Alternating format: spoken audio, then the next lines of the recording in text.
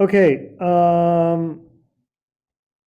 In one of the classes I thought I had time to do this. The other class I did not. So I'm going to go through the what we call the derivation for the formula for the surface area of a cone. Now, a cone looks something like this, right? It looks something like a triangle, but it has a curve to it, and that curve comes from the base, which is a circle, right? Normally, you eat a cone in the upside down version of this, right? And you have the radius here. We call this the lateral edge length. I think in America we call this the slant height. I may not have said that correctly. I keep getting confused. This is the slant height. We usually use the letter L for that. This right here would be the height of the cone.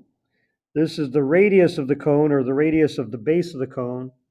And this is the slant height. Okay, those are obviously in the relationship r squared plus h squared equals L squared, assuming that this cone is standing up perfectly erect in the middle of the circle, going up to the point is perpendicular to the base. Okay, so question is, how do we find the surface area? Now, the easy part of the surface area obviously is the circle part, right? The base, which is just the circle, which is pi r squared, if you have the radius. Remember, we use capital B to be the area of the base, okay? The hard part is when you, let's say we cut this cone and unravel it, it looks something like a baseball diamond, right?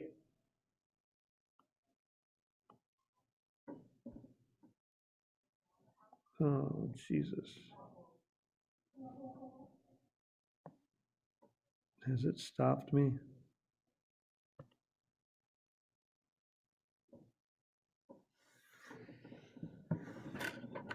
I don't know if it stopped me. Anyway, this right here looks like the shape of a pizza pie, like a piece of a pizza pie, right? Slice of pizza. Now, the problem here is that the radius of that, now we know how to find the area, right? We know this is the area of a sector. And we just did that a few sections ago. The area of a sector is the area of a circle, or we should say the area of the sector divided by the area of a circle is equal to some other ratio where we can do a part to whole. Okay, so we'll figure that out later, what we can actually use.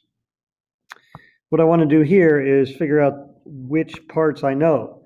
Now, this slant height, which I call L, is actually this part of the slice of the pizza, right? So it's not R. It's R as far as if we make a circle now out of this, where this is the center, L would be the radius of the circle, right? So we got to keep that in mind when we're actually finding the area of this sector. And this part, which we don't usually know, that I'm highlighting, is the length of the arc. A little confusing now because now we got another L, but let me just use X for this. Okay, X is the length of the arc of the sector of the circle, but look what that arc is in the cone. That comes from the circumference, right? So it's actually the circumference of the base, right? It's the circumference of the base.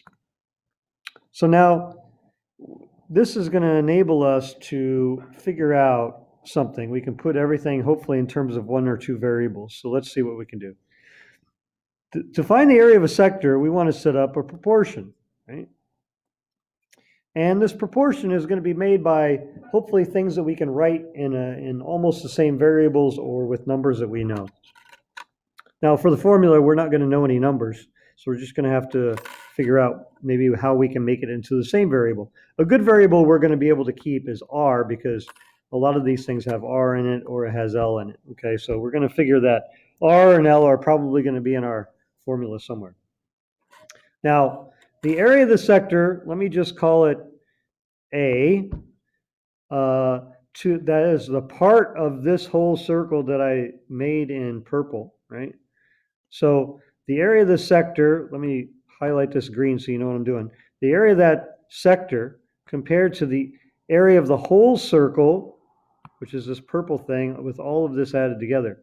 So the whole circle is pi r squared, but it's not r, it's actually L squared because that's the radius of that purple circle. Okay. Now I'm looking for A. I need another ratio of a part to a whole. Unfortunately, I have no idea what this angle is in here, right? I have no idea. If I knew the angle, I just don't know, right? You cut up a cone, it's going to depend on how fat the cone is or how skinny the cone is. And we're not really going to know the measure of that angle. So let's use the arc length, right? The blue thing. The arc length is the circumference of the base of the cone, right? And we know the base of the cone, the circumference. Let me see if I can make the same color. The circumference is 2 pi r, right? In terms of r, that's my original r from my original circle from my base of my cone. So that's the length of the arc. That's actually this right here. I want to compare that to the entire circumference of the purple circle, right? So I'm going to use purple again. Where's my purple? That's not the same purple, is it? Why don't I have the same purple? Is that the same? It's almost the same. Okay.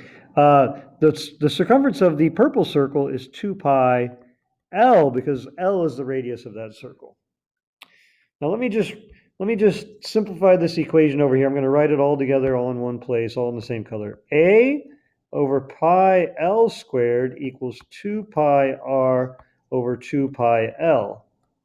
And I'm looking for a way to write A. And look at this right away. Before we cross multiply or anything like that, why don't we just cancel some stuff out? The 2's cancel, the pi's cancel, and I'm left with r over L on the right. And I'm trying to solve for A. It's being divided by something. So the easiest way to solve for A is just to multiply by that something. Pi L squared on both sides. Pi L squared. Let me just write it over here. Let me just write it as pi times L times L. Because what's going to happen is one of those is going to cancel out, right? The L on the bottom here is going to cancel with one of these L's. I had L squared. It's going to turn into L squared over L, which is just L.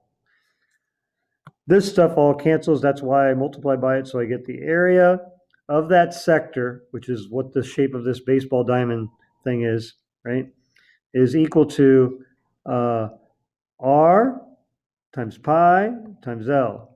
Usually we write that as pi r L. Now, going back to the surface area of the cone, right? Surface area of the cone, we have this, which is the curved surface on the outside, and then we have the flat surface, which is the circle, which is the area of the base. So it's the area of the base plus the curved surface, pi r L. But the area of the base is just pi r squared. Okay?